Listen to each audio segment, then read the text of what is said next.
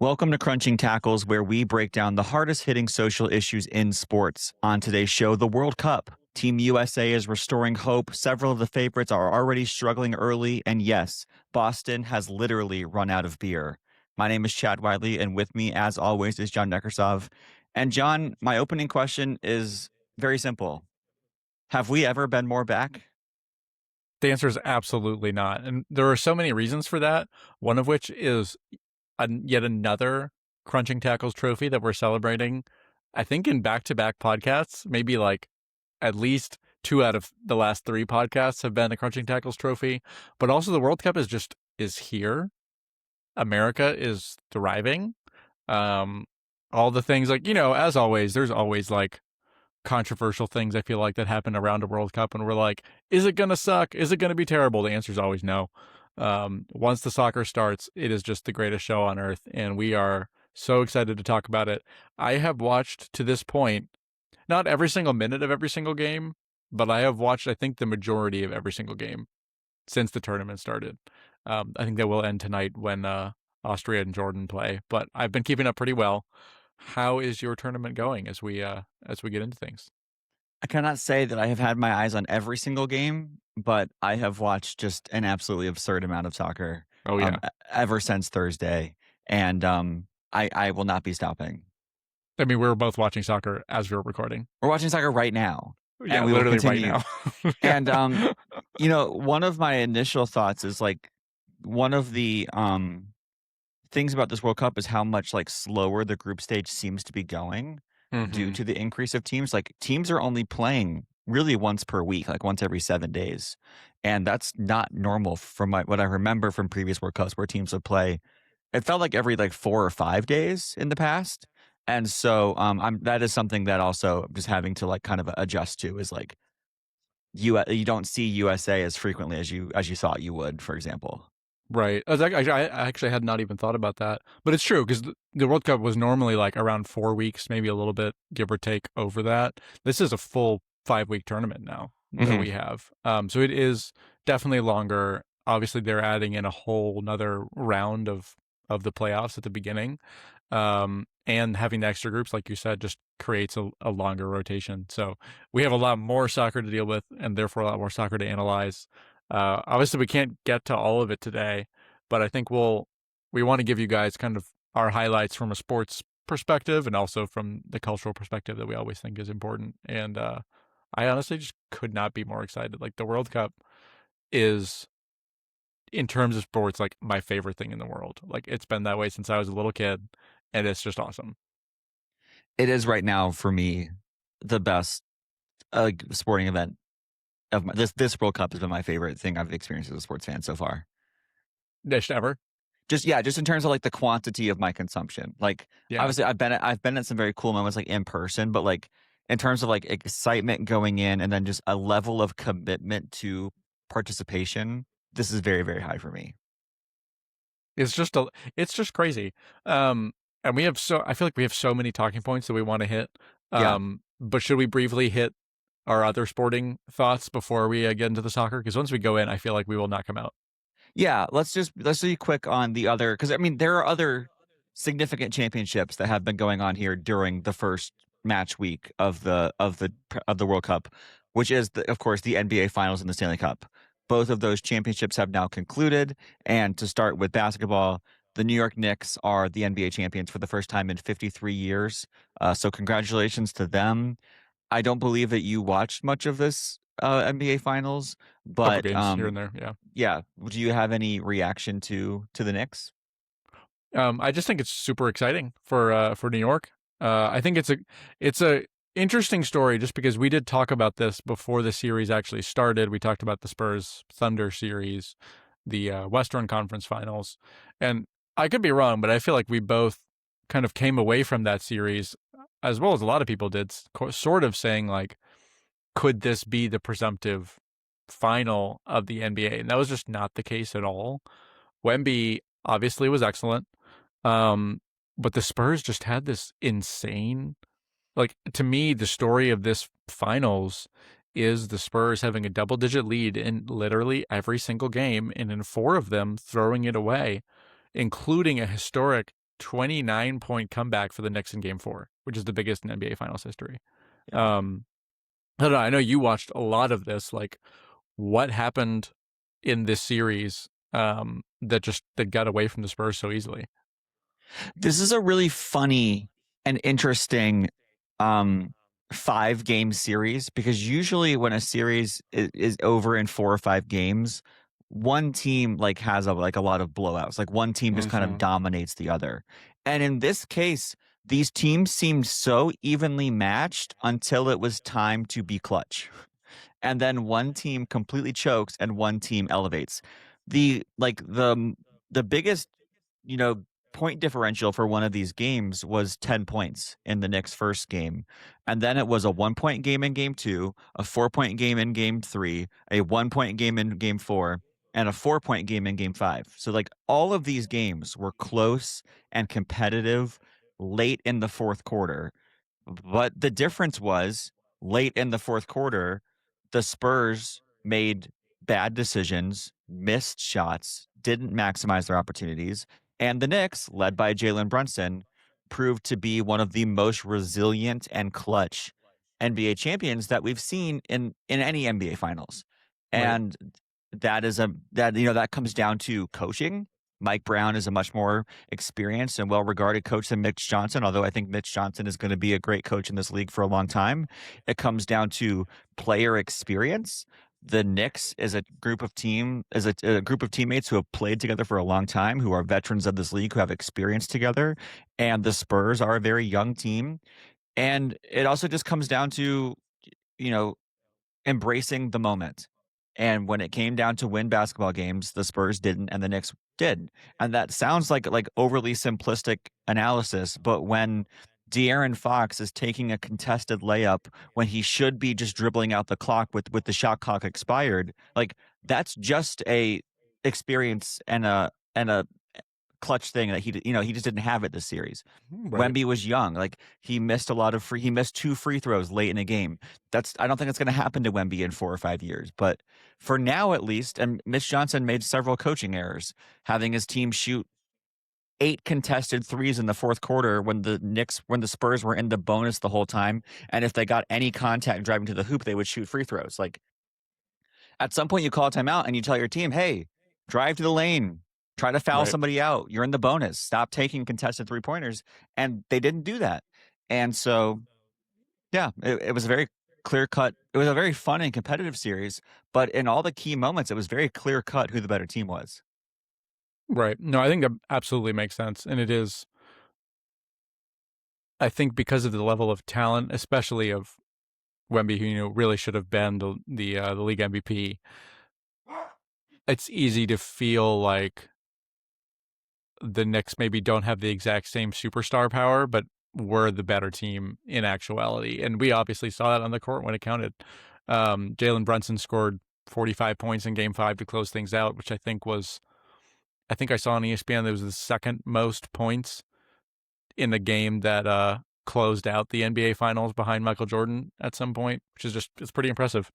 And I also forgot that, the Knicks fired Tom Thibodeau last summer. After he took them to the conference finals, they were one step away, and they said, thank you so much, but we don't think you're the guy to take us a step further. And look at them here. They are now, having won the NBA. I feel like you don't often see that kind of decision working out. And so it's interesting to me that they actually did make the right call, had a smart front office play, looked at the roster and said, we actually have a guy waiting in the wings that we think is the right person to actually get us over the hump. And he very much did. I also think just culturally, it's been interesting to see like the Knicks are like the ultimate celebrity team, which I don't think I knew was the case. Obviously, Timothy Chalamet has been like the team mascot for some time now and really has participated in this team's celebrations to a whole new level. He was on the plane with them. He was in the locker room with them after they won. He is the foremost celebrity fan in any sport right now. That's just true. Like, you mean he was away in San Antonio throughout the series. Like, yeah, like with all respect to like Snoop Dogg and the Steelers or Anne I didn't even know Snoop Hathaway Dogg and was a Arson. Steelers fan. Who like there's lots of Jack Nicholson and the Lakers. Like there are Right. lots of good celebrity sports fans, but like Timothy Chalamet is the number one power ranking celebrity sports fan in the world right now. Yeah, I mean Ben Even Stiller, over who Spike Lee. right, Ben Stiller, who we know is a big Knicks fan, famously this year went to the Met Gala instead of a Knicks game, and who was at the Knicks game instead of the Met Gala? Timothy Chalamet. Timothy Chalamet was in the Knicks locker room after Game 5, being given a WWE Championship belt and being chanted "Lisan Al Gaib" at by the Knicks players as he is doused with champagne. Nobody else is moving like this. No, it is a completely another level of sports fandom that all of us wish we could achieve. And unfortunately can't, but we all get to do it through Timmy. There's which one is man beautiful. living our dream. Yeah, it's great. New York was, had incredible scenes and also was set on fire by Knicks fans after this game, there was some unfortunate situations throughout this whole tournament, or our finals, I should say, including Wemby getting egged. Did you see this? Yeah, there's just a lot going on. Knicks fans did not behave An well. interesting contrast, but the Knicks fans versus the World Cup fans. That could be a whole nother podcast. Yes. Yeah, we'll get to that a little bit later. But yeah, ultimately, it's a huge story. And congratulations to any Knicks fans out there. Yeah. And to Timothy Chalamet in particular. Yeah. And Wemby will be back. Wemby is going to be an NBA championship. Mark my words. He will. Okay, Chad. Now we have the celebration. And that's that, like I said, back-to-back trophies for this pod. Chad gets to celebrate Carolina Hurricanes corner. First Stanley Cup for the Canes since 2006. Only the second win in team history. And you have been a fan for both of these. So take it away. How do you feel? Yeah. I mean, there's nothing like your local team winning a championship. Like it's one thing to be a fan of teams like we are of English soccer teams. It is amazing for you to get to celebrate an Arsenal championship, but there is something about being in the center culturally of that team's importance. Like London-based people who love Arsenal have a different experience than you do. 100%. And even here in America, like I'm a Chicago Bulls fan. When the Bulls do well, that's cool for me, but like it's not the same as if I was in Chicago. But like I'm here in Raleigh. And not only am I here in Raleigh, but the Carolina Hurricanes are the only professional sports team that Raleigh has. And we don't have an MLB team. We don't have an NFL team. We don't have an NBA team. Those are in Charlotte. And so it is so exciting to get to experience this here in Raleigh 20 years after the first time we won the Stanley Cup. The captain of the 2026 Carolina Hurricanes is Jordan Stahl, and his brother, Eric Stahl, was one of the star players on the 2006 team, which is very cool. That's so cool. Then, of course, our head coach, Rod Brindamore, was the captain of the 2006 team. So lots of familiar faces here on the team. It's a likable group of guys. I saw the route for the parade on Saturday, and maybe I'll try to make my way out there. That's so exciting. Congratulations to you. I do think it's just like it's special when it's like your true hometown team. Like the Canes are your hometown team, not even your home state team. Yeah. Like I went to a Hurricanes game from you? before I was 1 year old. That's incredible. Like my parents and my grandparents were taking me to the Hurricanes literally from birth. That's just a joy. Yeah. It's great. It's really, really special. And hockey, is not always at the forefront of my mind just culturally. It's not like my favorite sport. It wasn't even, the thing I was most excited about going into this playoffs. But as the run went on, as I was, enjoying being out with my friends, out at bars, just experiencing it with my friends, got to watch the clinching game out with some friends and just out in public and seeing people's reactions and having that communal experience. It's special and it's fun. And the Hurricanes are also a good team. I think that, they'll be back next year. I think they'll be just as good next year. One of the things, I won't dwell too long on this, but I've believed for a long time, at least for the last half decade, that Rod Brindamore has been the best coach in hockey. I think he kind of was in a Mikel Arteta situation with Arsenal where like I believed in him, but he just never hadn't put the finishing piece together. And now that he has, I think he's clearly one of the most like the most successful, the best coach in hockey right now, one of the most successful coaches right now. And he has been Rod Brindamore has been like the singularly impactful person on the Hurricanes franchise as a player and as a coach. And so that's really cool. which is incredible. And we were talking some about how unusual it is that in a lot of American sports that you end up having someone who is like a coach for a team that used to be a player for the team. Like that's not something we see often. So maybe more to come in a future show on that as we kind of think about why that is and the differences between that and soccer. Yeah, we're gonna do a But podcast about coaching routes at some point. yeah, but a huge congratulations to you guys, and also to new Carolina Hurricanes fan who is also playing in the World Cup right now. Of course, Norwegian forward Erling Haaland, who just scored against Iraq as we're podcasting right now. He did just score. He was at game 4 and seemed to be enjoying the hockey quite a bit, which I thought was great. Yeah, I mean, I'm sure it's a big presence in Norway, I would assume. So, And probably not that Norway is foreign to him. training in Greensboro, North Carolina, is their primary site, which is fun. Yeah, we had Japan train in Nashville actually. So Oh, cool. unfortunately, no World Cup games here, but still, we had a presence and people got to go see them practice at Nashville Soccer Stadium recently, which is cool. Yeah. Well, John, on to the With World that, Cup. it's time for the important stuff. I think, I could start in chronological order, but I think we need to start on night 2. Yes. Because on night 2, the U.S. men's national team took the field against Paraguay, a team with so much pressure and so much uncertainty around what to expect, I think. This was viewed as a very difficult group for Team USA. This is, of course, the most talented squad Team USA has probably ever fielded at a major tournament before, with the most experienced coach that Team USA has ever had. And there's still, despite all that, there was a lot of uncertainty around how this was going to go.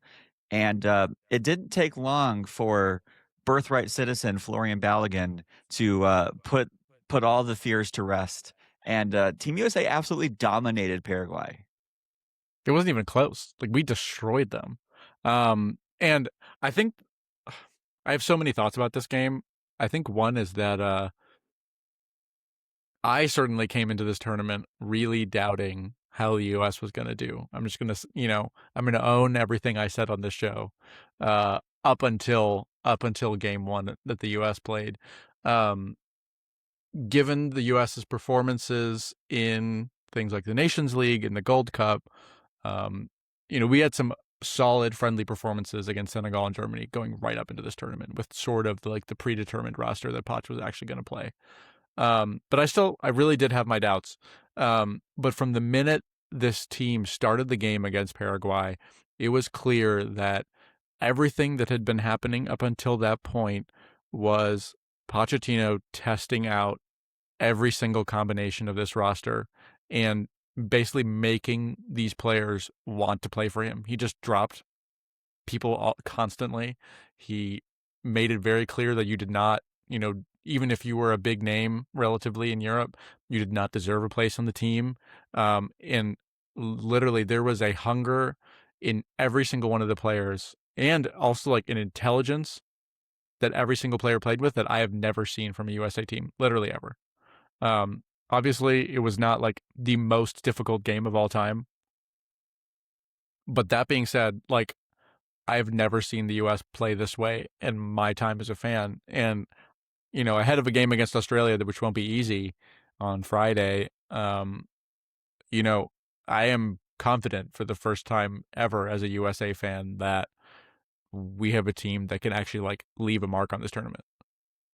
Yeah, I think that's right. I think that, you know, um, different people were kind of saying different things about kind of what they wanted to happen. For me, the goal was like the round of 16 would be a benchmark of success.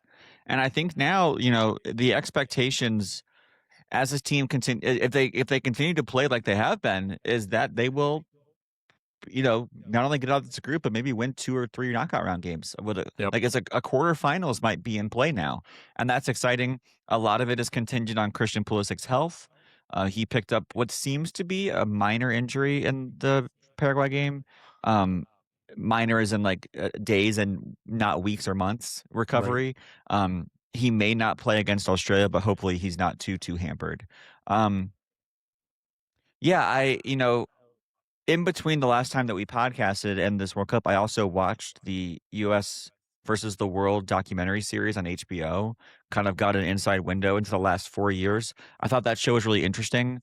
Um, I've obviously been pretty harsh on Pochettino, most recently for his flirting with AC Milan leading up to this World Cup.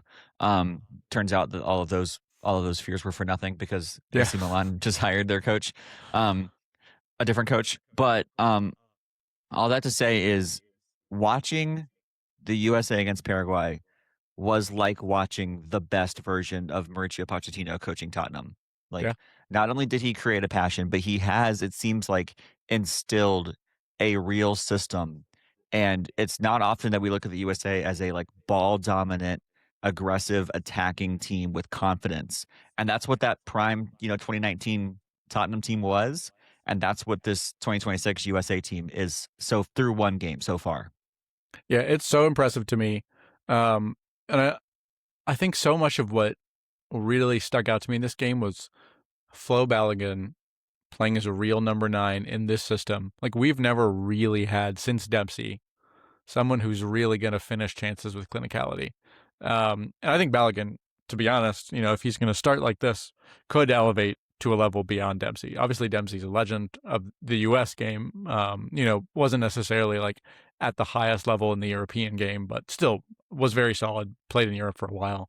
Um, Balogun is in this system, putting the chances away at a rate that takes the burden off of Pulisic and doesn't make Pulisic and McKinney basically have to do all the work. And the importance of that, I think, can't be understated because for so long, I think Pulisic has felt like a one-man show for the U.S. Mm. It's been like Messi for Argentina last tournament, except Pulisic is not Messi and is not going to carry this whole team on his own deep into the tournament. Um, but he is a very good player, a very versatile player, a very agile player, but he needs people who can kind of carry the load with him and shift players away from him. And Balogun did exactly that. His second finish, that curler into the top corner, was just unbelievably good. And then not to mention Gio Reyna coming on late in the game and just scoring with an absolute peach with the outside of the foot to shut the haters out. It Everything happened for the US in this game. And I just hope everything doesn't come crashing down later. But right now the vibes in America are good. I wanted to give a brief shout out to the prodigal son coming home, Giovanni Yeah, Reyna. literally. Um, one of the goals of the tournament so far in terms of technical skill. Unquestionably. John, elsewhere, so we are recording this on Tuesday, here in the evening. So we have now seen the first game for Brazil, Germany, the Netherlands, Spain, and France. We are still waiting to see Argentina later tonight, and then Portugal and England tomorrow. That's right. And so, with that caveat, because there are still some heavyweights that we haven't seen, what is the most surprising result to you so far? I think everyone, we just have to talk about it to start. I don't know that it's like the most surprising result of all time. Of this World Cup, I mean. Of this World Cup, it's obviously Spain Yeah. getting tied 0-0 by Cape Verde. Spain just had no answers. They entered into like the Arsenal horseshoe of death, passes around the 18-yard box Something as you've seen literally a lot 11 of. people 11 people sit in the box and you're desperately trying to break through and absolutely nothing happened.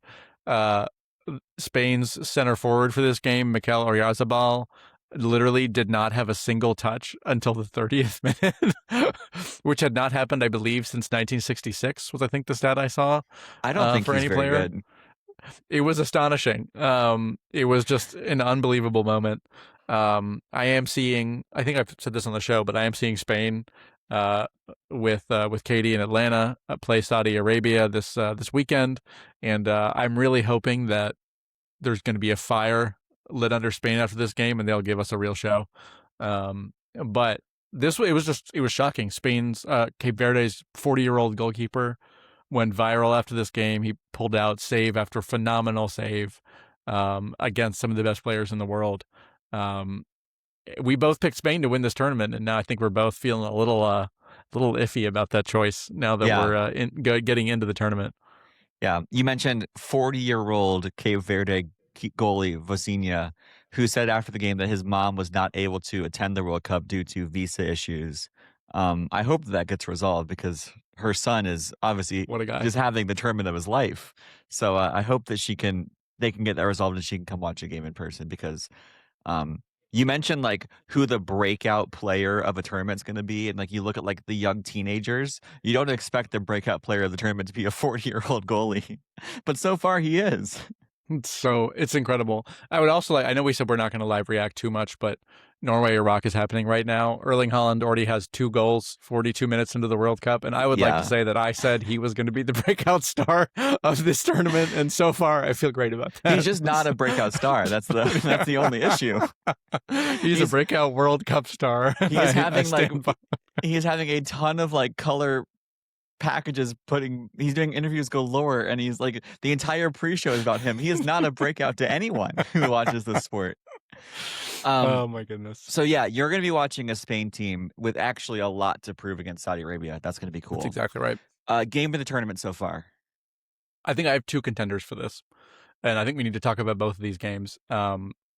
Netherlands Japan is the first one. They're 2 teams that are just so different from each other. The Netherlands is it's a technically good team, but it is very physical. All like, players over 6 feet tall. And then Japan, which is small, also very technically gifted, presses well, defends really well. Somehow Japan scraped out a draw at the last minute with a header from a corner to tie this game after basically the commentators were roasting them for trying to cross balls into the box, which was just delightful. People have talked about Japan as a big underdog that could be a disruptor at this tournament. We'll see, of course. But Netherlands is a good team, and that was a big result. I don't know. Did you have big thoughts about that game? What we saw from both those teams? Japan seems like a team that's always like right on the threshold Yeah. of like they're too talented to be bad, but they're just not talented enough to like really ever compete in the business end of this tournament. And the Netherlands are kind of the opposite because the Netherlands are famously like the most important country that have never won a World Cup in soccer. Right. So they always have crazy expectations. I think both of these teams are very good. I thought a draw was a fair result. I think the Netherlands team, when I actually they weren't really in my consideration pre-tournament like they were for you, but when I actually sat down and actually looked at their starting lineup, you have to admit that's a pretty talented group of players. Like they are that is a very, very good team, and hopefully they can do well. That group is just going to be, I think, really close all the way down to the wire. I think it's the sneaky group of death. Everyone talked about the Norway, Senegal, France group as the group of death, but Netherlands, Japan, and Sweden are 3 teams that maybe have flaws, but are all pretty equally matched and all have strengths. Sweden beat Tunisia 5-1, and Tunisia fired their manager this is off the top of my head, but I believe it is only the 3rd time that a coach in a World Cup has been fired during the World Cup. Yeah. Yeah, just remarkable. But all 3 of those teams to me are teams that we should keep an eye on that could make it into the knockouts and really be disruptors come the business end of this tournament. I don't know if Tunisia think that they are very good or think that they should be doing better because they're obviously not a country that's on my radar. But John, I don't know if you know who they hired, but they hired Hervé Renard, who is a pretty successful World Cup coach. He managed Morocco in 2018, which was obviously before Morocco was really good in 2022. And then in 2022, he managed Saudi Arabia, who won their opening game against Argentina. So that's a very interesting, obviously a mid-tournament appointment of any sort is shocking, but this is an interesting one. This is a guy with a real World Cup resume. I wish him good luck. I don't think they're going to get any points out of this group. I'm not going to lie. Probably not. I think not, but interesting nonetheless. Do you have a game of the tournament so far that you want to shout out? I watched Iran, New Zealand last night. It was electric. It was so good. I think he was better than the Japan game, to be honest. Quality, I think Yeah, Yeah. Netherlands and Japan are better teams, I think, than either Iran or New Zealand. But in terms of entertainment factor, Iran New Zealand was an amazing game. We're going to talk a bit about Iran later, but good goal, like good quality goals, and just no interest in defending by either team, really. None at all. Which is Um, like everything you love to see. yeah, I mean, there weren't a lot of like big chances or like a lot of shots created. There were eight. New Zealand had 8 shots on goal, which is pretty good. But just like attack, attack, attack nonstop for 90 straight minutes. It was really fun. I think a draw was also fair in this one. Iran, again, I don't think that they're going to like be competitive ultimately in this group, Right. but and honestly, I'm not sure if New Zealand will be either. Certainly not in the like in the round of 32 if either of them make it. But an evenly matched, thrilling game. Really, really good stuff. Yeah. Yeah. And I think something that stuck out to me, the other big surprise of this tournament so far has been like my favorite game to watch so far has been Australia Turkey. I stayed up until 1 a.m. watching this game because it was a Saturday night in Amaseko, and Australia just pulled up, had two fast strikers, and then had everyone else like these 6'5" hulking center backs just waiting in the box, and they played whenever they got the ball. They played with confidence. Turkey, Turkey's captain Çalhanoğlu basically said like to the media before the game that he's like we're better than them. We're more talented than Australia. We're going to destroy them. And the Australians did not take kindly to that, and it just they rocked up, scored 2 goals. Turkey literally had nothing going on, and those are the two other teams in USA's group. So now I'm honestly like, I picked Turkey to win this group beforehand. I'm now, that feels unlikely to me.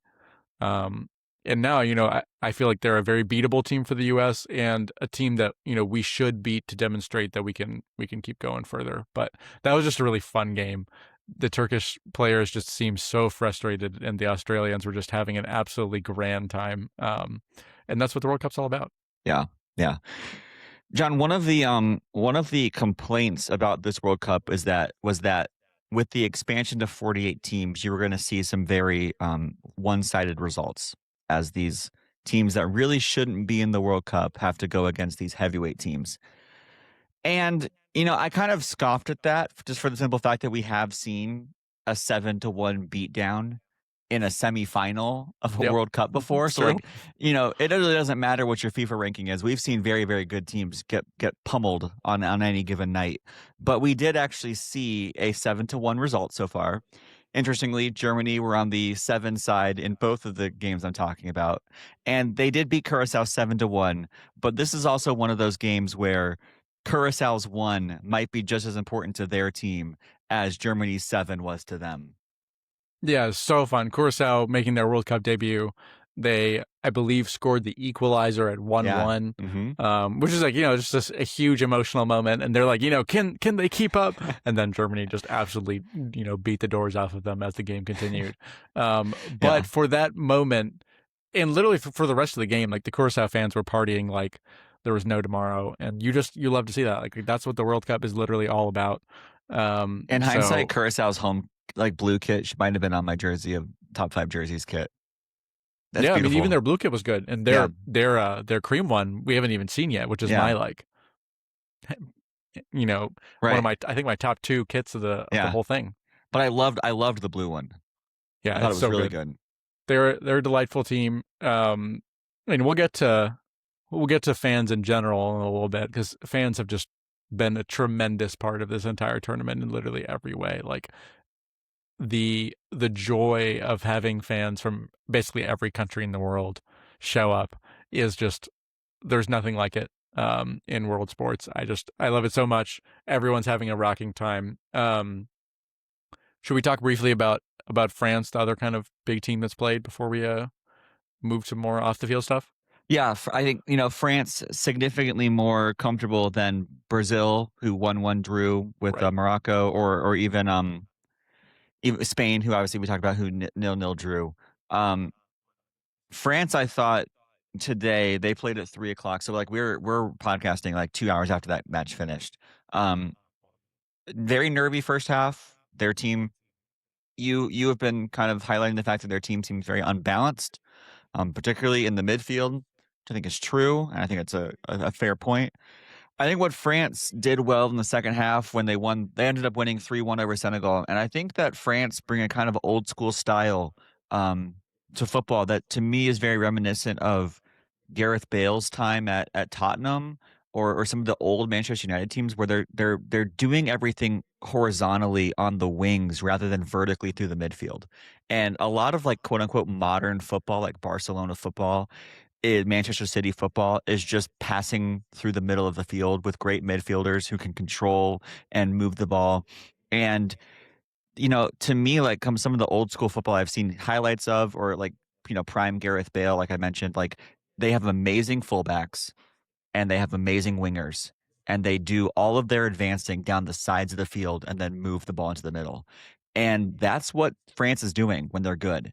And so they are not, dominating the midfield, but they have great fullbacks in Teo Hernandez and Jules Koundé, and they have elite wingers and Kylian Mbappe. And so they run at the side of the field and then kind of slash toward the goal. And that's where Kylian Mbappe thrives. That's where Michael Olise thrives. That's where their forwards really thrive. When it's working, it's a really fun style of football to watch. It is tremendous fun when they are clicking to watch them go off. And Kylian Mbappe was scored the goal of the tournament so far with his third. Yeah, no, I think that's exactly right. I think what's interesting about France, when we think about where soccer has been tactically this season, not to get way too into the weeds, but soccer has been dominated by set pieces. It's been dominated by the way the teams basically respond to the other team being in possession. Like that is kind of the story of this season. It's the story of Arsenal season very much. Kind of asking the question in answer to Pep Guardiola's system of, having the ball, of dominating possession, of, basically just suffocating the other team out of life. A lot of teams I see in this tournament are very much kind of copying Arsenal's strategy of instead trying to win games without the ball. You see a lot of emphasis. There have been multiple long throw goals so far in this tournament. Like there is a reliance on getting the most out of every phase of play that you can, every set piece. Um, I think that the downside of this French team is that, as we kind of saw with Senegal in the first half, if they are playing a midfield dependent game where the ball is in the center of the pitch a lot and they can't get it out to their forwards, they're going to struggle because it is the quality that they have in midfield. If all four of their forwards are basically playing in a front line, then you just have Rabiot and Chouameni in midfield who are fine, but are not the best players on this team. Um, France's strength is when the game gets stretched a little bit, and once they went ahead 1-0, you really started to see this. The other team starts pressing up on them, trying to get a goal back, and then all of a sudden there's space for Olise or Dembele to kind of suddenly suck into the center of the midfield and then pass out to the wings, like you're saying. And that is where France's like exceptional talents kind of come into play. The question is, like, against the Spain, is that space going to be there for those players to get the ball? If the other team is really pushing onto them, maybe they will, and France could win this tournament genuinely. But that midfield area for France to me is the key, and how they solve that problem is going to determine, I think, if France is going to win this World Cup or if they're going to fall short at some point. Because I think the reality is, I do think they have the best roster in this tournament. On talent, I completely agree with you that they are the most talented.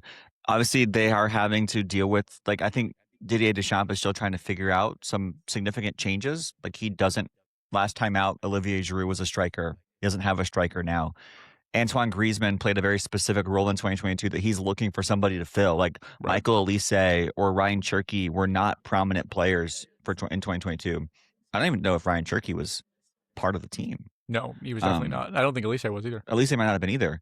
And they're both, top players now. So I think he kind of we saw some halftime not lineup adjustments, but some tactical adjustments that I think really unlocked things as well. Moving Elise centrally, moving Dembele out to the wing. Again, not to get too technical. I think all that to say, if you don't know soccer and you don't understand what I'm saying, France is going to be fine. I believe that. Yes. And you should watch Mbappe's third goal. It was very special. Yep, Mbappe, France's number one goal scorer of all time, and is 2 goals away from equaling Miroslav Klose's all-time World Cup goal scoring record of 16 goals. So that's pretty exciting. How old is he? Mbappe?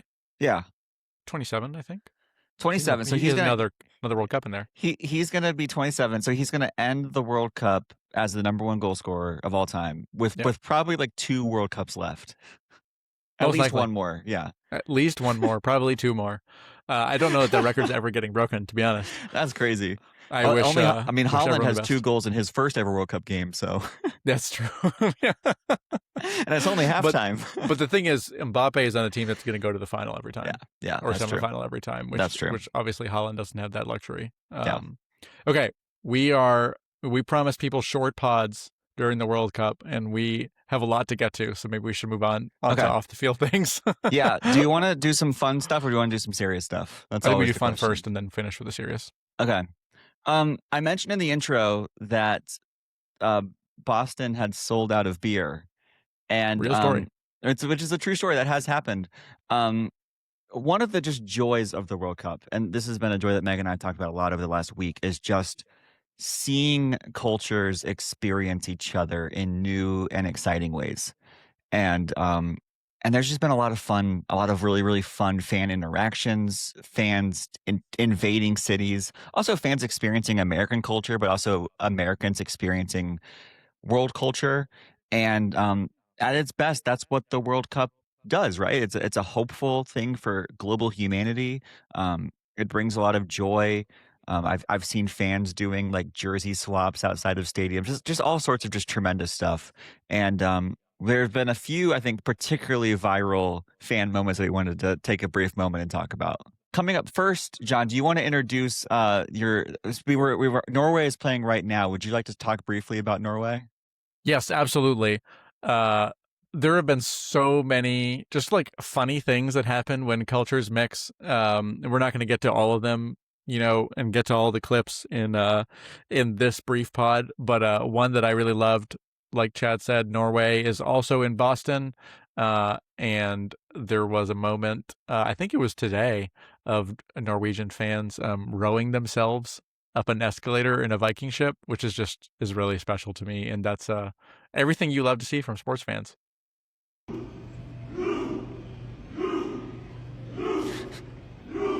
It's tremendous. Like this is everything you want to see. It's ridiculous. They're acting like they've never experienced an escalator before. They live in a developed country. It's so good. That's awesome. I love it. I could talk about. I had 3. I'm only going to play one video. I could talk about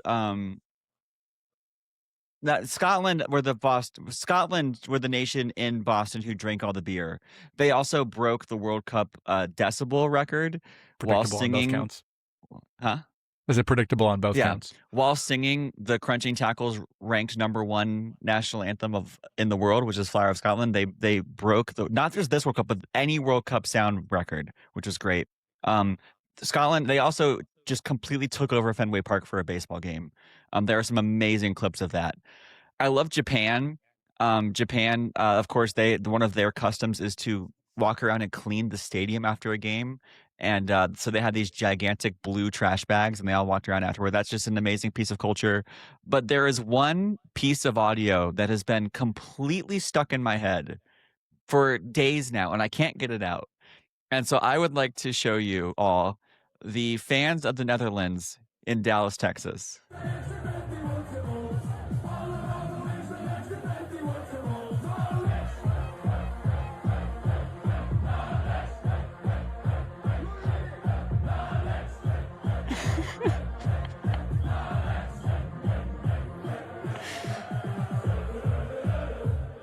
This is just This is just tremendous stuff. It's excellent. They ferried a double-decker bus across the Atlantic Ocean. That a double-decker orange bus with gigantic speakers on it that is just driving around America as thousands of Netherlands fans, Dutch fans, stand behind it as one gigantic orange army and just dance. And I would just like to say you didn't play this clip, but friend of the show, Jameis Winston, is kind of turning into America's cultural ambassador right now. He was spotted at this event dancing with the Dutch fans and also cleaning the stadium with the Japanese fans in a Japan jersey later. So Jameis is really here for everything, and we're here for that. Fox has hired some pretty tremendous. I mean, having Zlatan and Thierry Henry and Rebecca Lowe do coverage, also having Jameis Winston as cultural analyst is just like, that's just a brilliant idea. An amazing idea. It's excellent, and it all really counterbalances the fact that I have to listen to Alexi Lawless every day. Because that always threatens to ruin my day, and he never succeeds due to everyone else. I also just want to briefly mention: are you aware of the story of Freddie LA7, the German Ronaldo stan Twitter account? Is this the German guy who has been like experiencing American culture on Twitter, like in like Georgia? Yes. Who's like, I went to Buc-ee's for the first time, and it's like, yeah.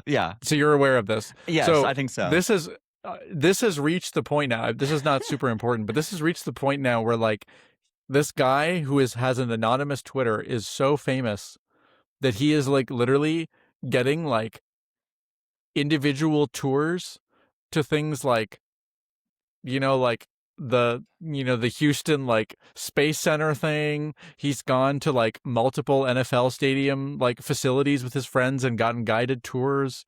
JJ Watt like put him up at his own expense in like some super fancy hotel in Houston. Like this random German guy is living the dream. And that just goes to show how much you could benefit if you love Buc-ee's, I guess.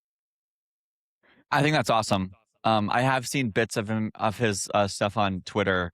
That's something that's broken through, like even to like other podcasts I listen to. I've been talking about this like random German guy who's just live tweeting his experience of America. It's so which good. is pretty funny. John, we do need to end on we did sports and we did culture, and now we have to do social issues because that's what we do as a podcast. This is what we do.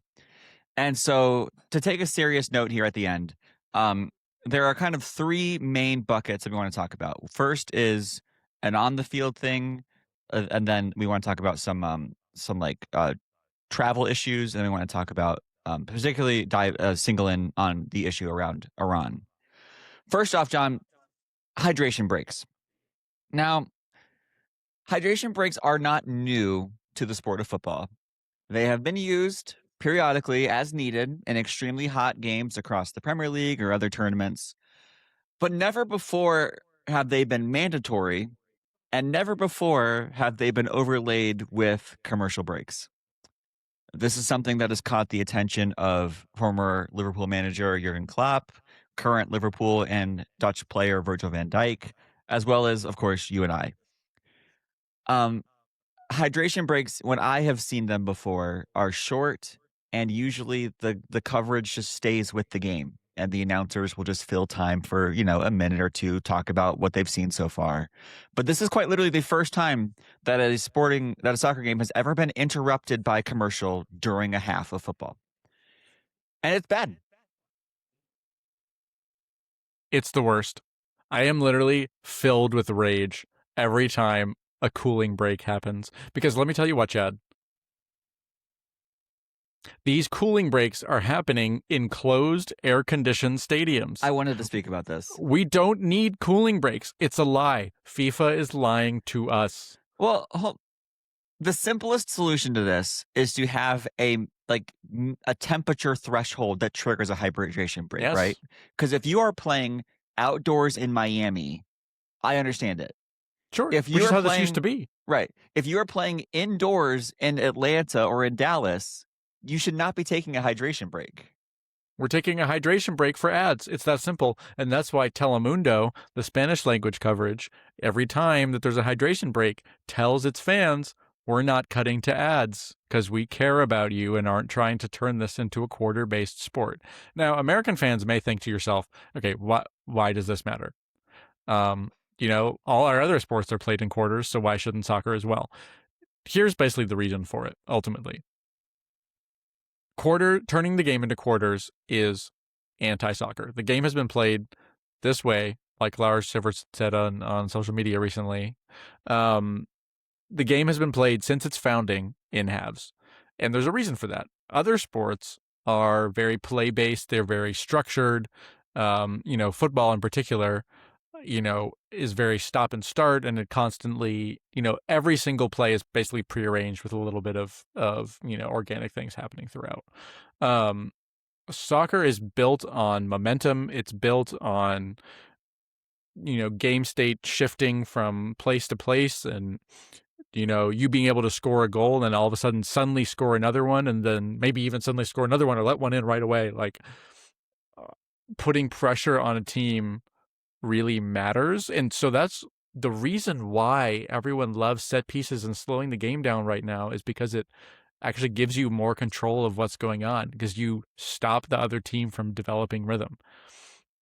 The reality of these hydration breaks, even though everyone complains about Arsenal and anti-football and set pieces, is that it's literally doing the exact same thing. It's just stopping the flow of play. So often right now, a team scores right before the hydration break, and then all of a sudden everything stops, the coaches talk to them, and then, you lose the momentum that you had. And I think it's super annoying. I totally understand the reason for hot games to have hydration breaks, but that's not what these are for. And FIFA is lying to us. Yeah, to me, it's very simple to just have a temperature threshold that triggers a hydration Yeah. break. Your analysis of the flow of soccer is true. I think the reality is much more simple. To any like American who is saying like, well, what's wrong with quarters? Or, like, what's wrong with more commercials? Like, we as a people do not have to accept corporate greed that does not benefit us. Yeah. We don't have to be shilling out for media companies who will never do anything for us, just as we don't have to be defending them for any reason. And last time we podcasted, I talked about ticket prices during the Stanley Cup Finals. I put a clip on TikTok, and I kind of became like a socialist influencer Woke for like socialist yeah. icon. Yeah. And I don't mean to be doing, maybe I need to like pivot to my new niche of like sports socialism, and I don't mean to do that here, but like, Concerning. This is not a place for that, Chad. Yeah. we don't have to like be okay with this. There is no reason for any American or any person in the world to say more commercials is good for me. It's No, it's not good terrible. for you. Of course it's not. I think the NFL is too much. Like, I think all sports should have less commercials, but like particularly soccer. This is a soft launch to try to make this a permanent change for the benefit of the media companies and the leagues. And we all need to be like, hey, we're not going to accept this in the game. Because if enough people do say that, just like with FIFA and water bottles, if enough people riot, not literally riot, but like, complain about it, we still have the power to influence FIFA's behavior. They tried to charge $13 for water, and then fans were like, this is unacceptable, and now you can bring in your own water. Right. That's great. I think we can do that here as well if enough people just stand up against this. Good for Jurgen Klopp, good for Virgil van Dijk, bad on Alexi Lawless for saying for saying the opposite, and more people need to be talking about this. Yep. It just makes me angry. End of story. John, would you like to talk about fellow Arsenal man Thomas Partey? Well, former Arsenal man, much to my shame.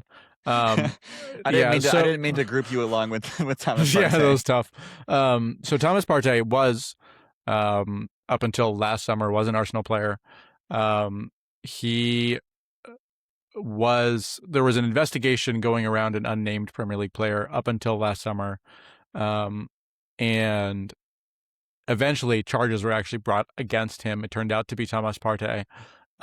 He was present at Arsenal at the time as that investigation was happening, and then moved on. I think we've talked about it at least somewhat on the show. That was a whole mess in and of itself that I don't think Arsenal came out well on. But since then, Thomas Partey, is still an active football player playing in Spain.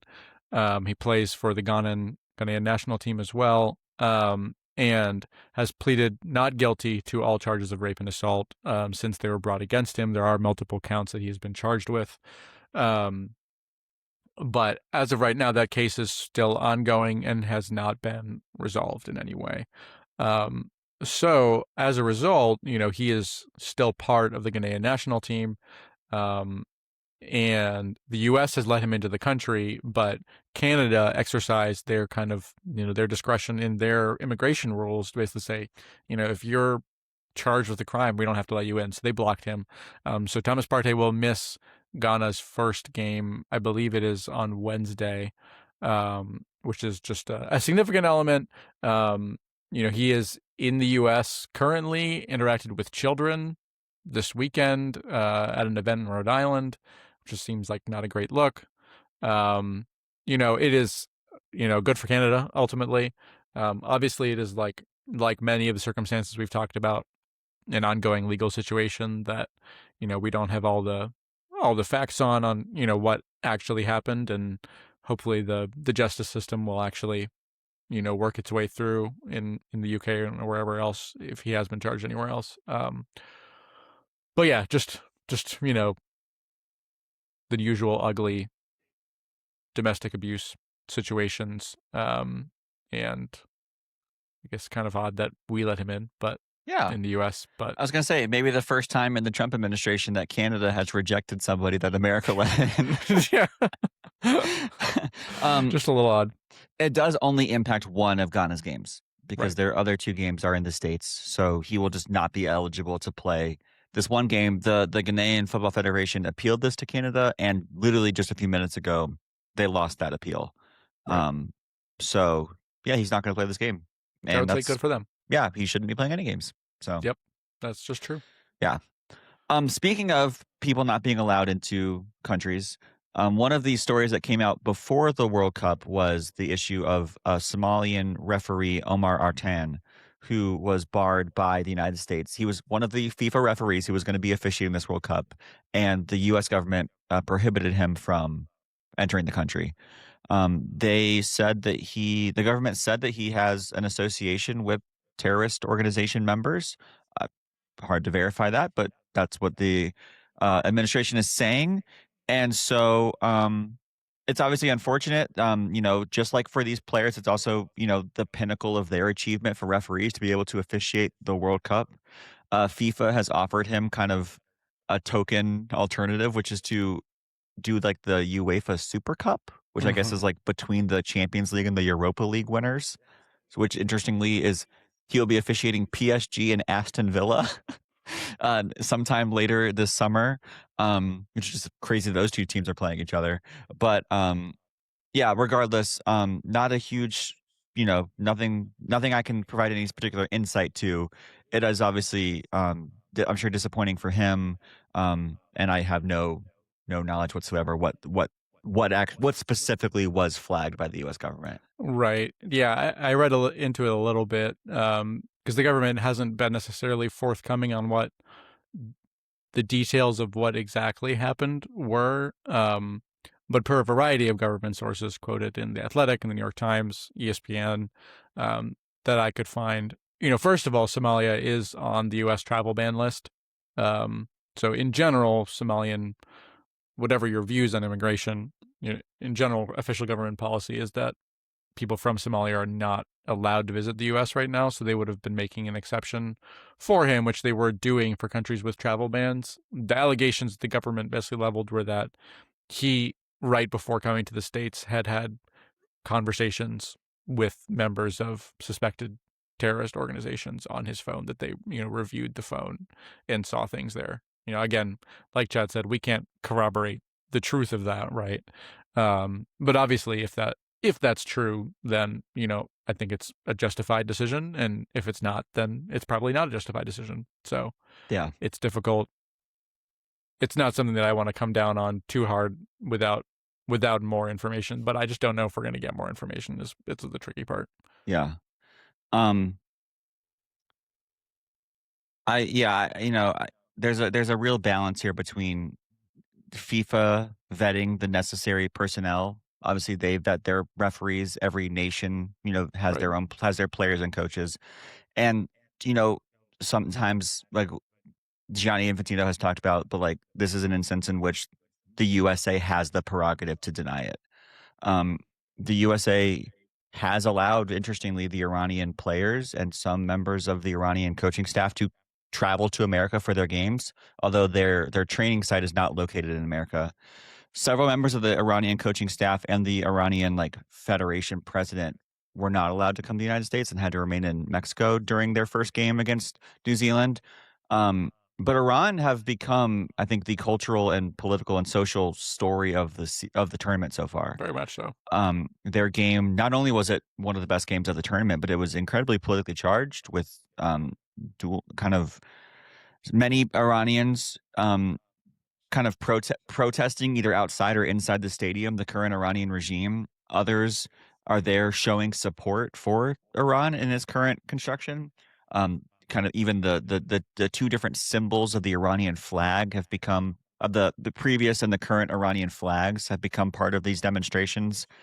And it's interesting to give voice here to, I think, both sides of a really fascinating argument, because on the one side you have some people saying these players are not responsible for what their government is doing, and this is a dream come true for the players, and these Iranian fans want to come and support their team just like any country would during the Right. World Cup.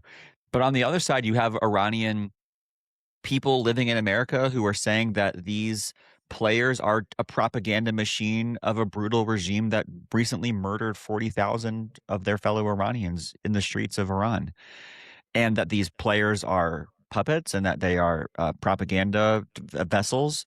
And this is just a complicated and tricky issue, and it was evident both in the media reporting, but also in what we saw inside and outside the stadium during the game. Yeah. Yeah. It was, I think it's important to know, like, FIFA actually banned fans from displaying the traditional Iranian flag at this game, and they smuggled them in anyway. I think maybe a few were confiscated at some point, but in general, fans seemed to be successful in smuggling them in, and once they were actually in the stadium, there wasn't too much of a crackdown. Um, they booed the national anthem and then cheered for the team. So, like, obviously there's conflicted emotions even for those Iranian expats who live in the U.S. who, there's a huge Iranian expat community in L.A. where the game was being played. Yeah. The largest Um, group of Iranians outside of Iran are right, in Los Angeles. right. So it's a really, like, in a way, a special moment for them, but also like a very difficult one. And I think it reflects ultimately just how complicated this whole World Cup situation is for two countries that are essentially at war. Um, Not it anymore, seems like a John. peace deal. Well, it seems like a peace deal is on its way, but Yeah. obviously not fully signed as of Tuesday of this week. Um, so it is a complicated time. I feel like this has really never happened before in FIFA history, as far as we're aware. Um, Something of this magnitude, where a host nation is hosting a country that it's a delegation from a team that it's at war with. Um, there's a lot of criticism of the U.S. that is being leveled by the media and fans, even by Gianni Infantino, who appeared in the Iranian locker room after the game yesterday.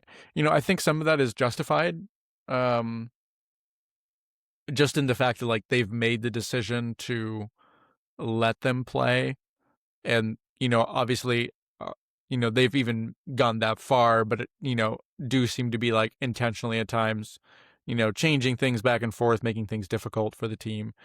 Um, It but at the seems like same the time, initial like, agreement is not what happened. It seems like Iran had been right, told that they would be allowed two games in the country before the game and then one day after. And instead, they were given one day before and had to leave immediately after the game.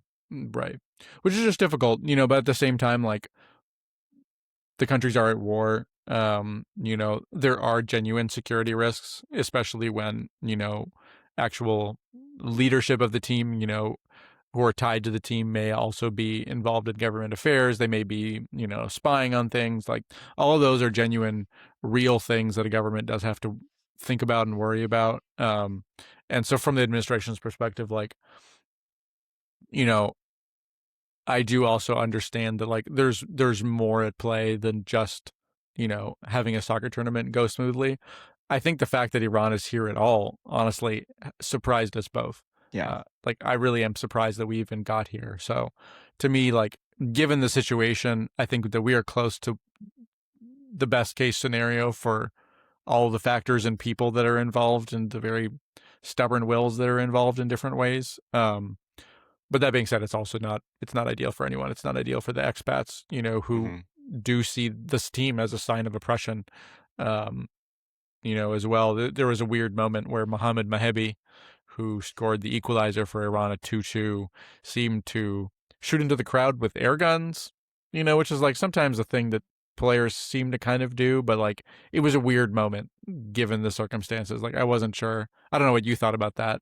I'm not going to like speak definitively, but both of the players, like a different player scored for Iran earlier in the game and made a weird celebration. Was like, yeah, mine was definitely political and refused to Yeah. explain. So I don't know about the other guy, but it was odd. Bradley Barcola also air gunned at the crowd today during the France game. I mean, that's just Right, like but no one's asking Bradley, do you hate right. your fans and want But them to that's die? just like that's just kind of become a normal celebration in a certain. Obviously, Concerning, it's yeah. different because it's Iran, but like that, like Right. John Moran is not the only one doing grenade celebration. Like, The John Morant was suspended, wasn't he? yeah, that's true. That's true. He was. Yeah. Yeah, after like several incidents of it. Yeah. I'm of like several minds here, and trying to hold multiple things in tension. And I know that these decisions are very hard for FIFA, for Iran, and also for America. Like, I want the Iranian players to be treated as fairly as possible, Right. just to Agreed. for the sake of healthy competition. Like I don't want them to be significantly and uniquely disadvantaged compared to other teams in terms of their training and their rest and their ability to be sharp and competitive in their matches because they obviously showed that they are a promising team at this World Cup. I want their fans to be able to enjoy this tournament regardless of their ideologies. And honestly, I wish that FIFA would do more to allow the Iranian dissidents to be in the stadium and have expressed their freedom of speech. This World Cup's in Right. America. It's not in Qatar or Iran. This is like a free speech country. Why can they not express themselves? I'm sure people would be allowed to go in and protest America if they wanted. I would imagine, maybe. I guess, or does FIFA have like a no politics blanket, That is no basically what politics it is. ban? It's technically a no politics ban. It does happen sometimes, but then people also do get fined. I remember various things happening in the Balkans that But often like, get if a controversial. USA fan went into the stadium with the original like stars and bars 13 stars flag, that would be allowed, right? I'm sure it would be. Well, Uh, this reminds me that just not to make light of what we're talking about, but have you seen the clip? No, maybe you did, where an American fan goes to like the England training and then gets all the players to to sign the sign the Declaration of Declaration of Independence. Independence, yeah. Yeah, it's my favorite thing that's another happened this World Cup. another great culture moment. Yeah, I mean, I think is that flag like a political symbol? I guess that's up for some debate. Obviously, the Right, I current would say probably regime of not. Iran would say yes, but I would say no. And so I wish they'd be allowed to do that. Um, I think the United States is doing its utmost to be safe, and it's obviously accommodating what was until a couple of days ago an actively hostile country's players to be here to compete in the World Cup. And I think that's actually, in the grand scheme of things, a good gesture by the American government. The fact that they're even willing to make this work. And Right. so some grace needs to be given just for the uniqueness and the difficulty of the situation. But I do hope that Iran is able to just compete fairly. Yeah, that's kind of my primary hope in all of this. Yeah, yeah. I think everything I've heard has kind of been like USA bashing throughout most of the conversation, and though like obviously like the war is unpopular in the U.S. There's all kinds of things going in there, but also like I think the only extra perspective that I would add, just in thinking about this as a whole, is really the experience of the many Iranian people who feel, you know, actively opposed to the regime, are actively in some ways protesting their regime at these games, and do see this team as, in a way, kind of a a vehicle of a state that is, like there is, one of the former goalkeepers of this Iranian national team that was at a World Cup is in jail for voicing political opinions in Iran. So it's Yeah. just, it's a tough situation over there. And obviously our thoughts and prayers continue to go out to the people of Iran. Is that fair? Is what fair? Is it fair to view the soccer players as representatives of the regime?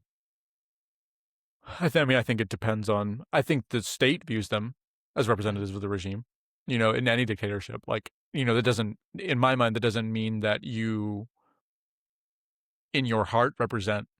But if you don't speak out against regime, like if you represent Nazi Germany, on the world stage, you don't say anything about the views of the regime. Like that doesn't necessarily mean that you hold the views of the country, but ultimately the state is putting you there for a reason, in my mind. And I do think that matters. I don't know. Do you Is disagree? is the U.S. men's national team a representative of the Trump administration? I would say no, because the players. I mean, some of the players maybe are, but a lot of the players speak out against the Trump administration, which I think does like But they're allowed to. right, exactly. It's not a But I'm saying risk like to that their does. life. I'm saying like that creates in my mind a difference of saying like, oh, I represent this president because you are given the ability to speak out and you do, and you like take that opportunity.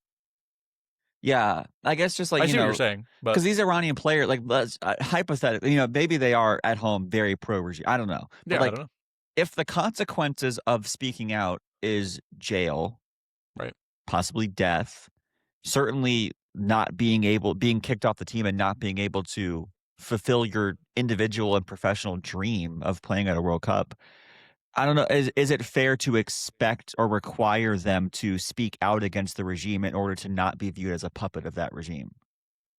I don't know that I don't know if that's a fair standard to hold those players to. I don't know that that's the standard that I hold them to, but I think what I'm saying is that like you're being used that way, like sports when it's in this paradigm, like that's what sports watching is. Like when you're using sports in this paradigm, Mhm. you are a vehicle of the state. And we saw that But with the women's team, like they all defected, right, and right? I mean, but like Cash Patel used the U.S. hockey team Sure. in Or he in at the least same tried to way. co-opt them. Yeah, It absolutely. tried to, but that Of I course. don't know if that is I don't know if that would lead me to say that the hockey team are servants of the administration. Maybe some of them individually are, but that association to me doesn't reflects poorly on the administration. It doesn't reflect poorly on the players necessarily. Right. Yeah, I think it is situation dependent, but Yeah. I do think that like we see the Trump administration, it makes people angry if you disagree with the Trump administration, try to claim wins of U.S. teams all the time, Hmm. right? And Right. that does upset people, because they feel like the actions of athletes who maybe don't believe in the actions of the Trump administration, are being co-opted to be symbols of the Trump administration, and that's kind of like regardless of what you think about that, that's kind of what I'm saying, that like Iran as a dictatorial regime that is governing sports in a different Hmm. way than the U.S. government Yeah. governs our sports. Yeah. It does. I do think it matters in like if Iran beat the U.S. on home soil in a knockout game, Hmm. like the Iranian government would claim that as like a cultural win, Of course. Yeah. As would the right? vice As versa. as with the U.S., Yeah. vice versa. And Obviously, I think that this is an interesting conversation to have because yeah, um it is certainly we talk a lot about sports as a soft political power, yeah, and the co-opting of sports for political reasons is always going to happen. But I think, and I would also like to say that you can't make an equivalency between being an American athlete and an Iranian athlete, just in terms of the individual freedom of expression that you have. right, And Timothy Weah has been a little bit outspoken against Donald Trump at times. He did appear with Zohran Mamdani in New York City to talk about ticket prices. Like you know, but if the U.S. go do really well in the World Cup and Trump, tries to co-opt that, I'm not going to view Timothy Weah as a tool of the administration, and I don't think my default would be to view any of those guys that way unless they do things to make themselves appear that way. Like Tom Brady chose to have a MAGA hat in his locker room. He didn't have to do that. Like some people choose hey, I'm just going to be associated with Donald Trump. We saw the UFC fight on Sunday. Every UFC fighter there wanted to pay homage to the Don. But in general, I don't think that for any country, I by default associate athletes with their government. I think national the factors of national pride separate from the government, and also just the personal achievement of representing your team at a World Cup are significantly more important motivations for, I would say, the majority of these players than what the current political regime is like. Right? Yeah. Nobody is asking Jude Bellingham and Declan Rice what they think about Keir Starmer. That's Yeah, not I think the even. difference, I would just say that the difference in a dictatorial regime is that when it is state funded, like with China, I mean, we talked about this with Eileen Gu plenty of times in the Winter Olympics. Mhm. Like when your program is put together by the state for the purposes of representing the state on the international stage in a way that is like it functions differently from democratic sports. Like I ultimately agree with you that like it's not a one to one ratio, and it's not fair to the athletes who are trying to survive in a system that is twisted against them, you know, and I'm sure the vast majority of those athletes just want to play sports. Um, but I do also think that there is, in a non-free country, there is a complication there that I do think like the optics of that matter. And I think that's why you see, like, you know, since there's a travel ban, every single Iranian fan in that stadium was an expat in some way. Mhm. Um, and that's why you saw kind of the complicated responses from those fans, because they do support their country. Like they don't just see it as a vehicle of the state, right? But Yeah. they also do see the experience sum total as something that is being pushed on them, that they're having to protest against at the same time. Like they both support their identity of being Persian and Iranian, but also, you know, believe they're being persecuted and are being persecuted, you know. Mhm. And so I think that like you're absolutely right that there is nuance there. Yeah. But I also think like it's important to call attention to it at the same time, because most people are, I feel like, are not like giving those thoughts the nuance that they deserve, is what I Mhm. would say. Yeah, I hope that this conversation comes across as nuance, and I'm trying to just kind of think through how I individually view athletes. I would say that, Yeah. like, listen to the perspective of the Iranian refugees who are here. Many of them that I've seen are saying that they do not want to support this team, that they do view them as propaganda for the regime, and those voices are much more important than mine in this discussion. I think everyone kind of has to think through their own kind of view on that. And so maybe I'll put a couple links in the show notes to some interviews that I saw on CNN and other places with some people who were living here in America from Iran, who I think's voices are much more important on this issue. So yeah, Right. Some would argue that all sports are propaganda, which is a I, time-honored tradition that goes back to ancient Rome. So, you know, we can not the worst have all argument. kinds of conversations there. Yeah, Yeah. yeah. John, I think that's it for this podcast. We hopefully will be back weekly next week. Interest. Hopefully, So maybe. you'll be reporting from coming off of your in-person World Cup experience, which is super Mm-hmm. exciting. And I would say that there's a very high likelihood that by next week, in 7 days from now, that I will be a father. And so that This also is true. might change our recording schedule somewhat. I am still, of course, committed to being here in any capacity that I can be, and so the podcast might be a little bit late, but I'm making a tentative commitment to record a podcast next week, with the understanding that probably on Monday I will be a father, and so it's exciting, It and is exciting. I cannot wait to show my child World Cup soccer at a very, very, very young age. It's going to be, that child is going to know ball like no one else. Just a tremendous amount. Project Mbappe is starting very All early. right, yeah, yeah. Yeah. Project Balogun, actually. I've Right. Sorry. my new hero. Yeah. But yeah, so I mean, this World Cup is literally just getting started.